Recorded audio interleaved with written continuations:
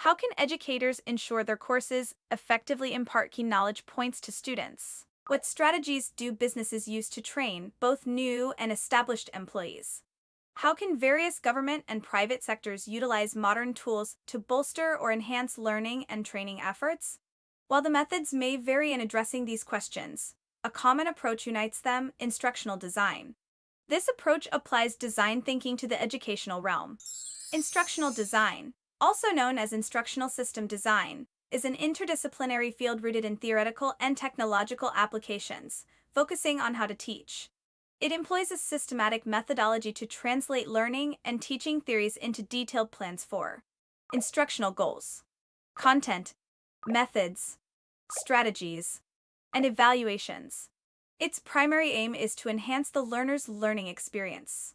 The outcomes of instructional design can range from a course syllabus to a plan for a teaching unit or a specific lesson. It can also extend to educational materials like printed texts, e-books, study guides, and examination papers.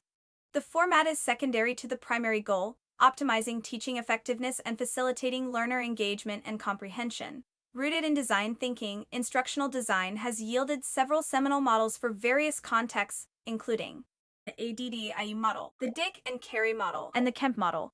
The ADDIE model, a widely used design framework in education, consists of 5 principal phases: analysis, design, development, implementation, and evaluation. These components interact in a synergistic manner to form a comprehensive system for instructional design, characterized by its systematic, logical, essential, operational, and practical approach. The ADDIE model has been widely adopted in various course development contexts. The Dick and Carey model is another distinguished model. It starts with a thorough analysis in the initial stages of instructional design and continues through process analysis, implementation, and post-instructional evaluation. This model promotes continual improvement and refinement through writing performance objectives, developing assessment instruments, and conducting both formative and summative evaluations.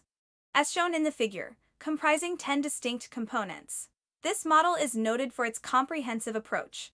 The Kemp model, a circular structure, is initially proposed by Kemp in 1977 and later refined through multiple revisions. This circularity comes from viewing the model's 9 core elements as interdependent rather than singular and independent.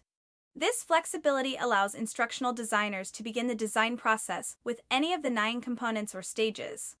The Kemp model encourages designers to start with learner characteristics and consider their needs, priorities, and constraints in creating and implementing instructional objectives, course materials, and assessments. Each of these instructional design models have unique features, application scopes, and focal points.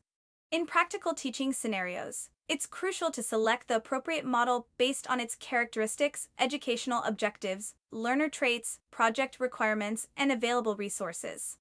This approach ensures optimal teaching outcomes.